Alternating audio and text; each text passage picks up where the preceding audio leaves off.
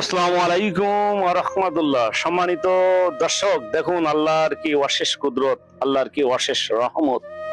তিনি দুই সাগরকে একসাথে করেছেন, পাশাপাশি অবস্থান করিয়েছেন, কিন্তু কোন সাগরের পানি কোন একে অপরের সঙ্গে মিশে যায় না। জাপানের একদম সায়েন্টিস্ট অনেকবার চেষ্টা করেছেন, বিভিন্ন কেমিক্যাল দিয়ে চেষ্টা করেছেন এবং তার ল্যাবে যেয়ে পরীক্ষা করেছেন, কিন্তু ওই পানি একে অপরের সাথে মিশে না।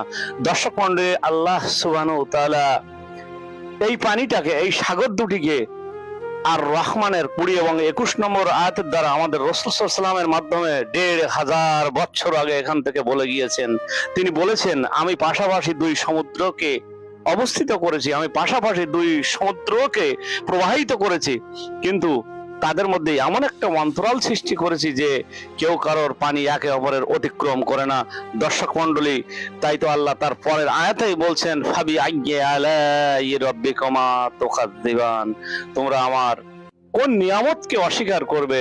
সম্মানিত দর্শক, এই জন্য আমরা সবসময় আল্লাহর শুকরিয়া আদায় করি এবং আল্লাহর নিয়ামতের প্রতি আমরা প্রশংসা করি। আসসালামু আলাইকুম ওয়া রাহমাতুল্লাহ।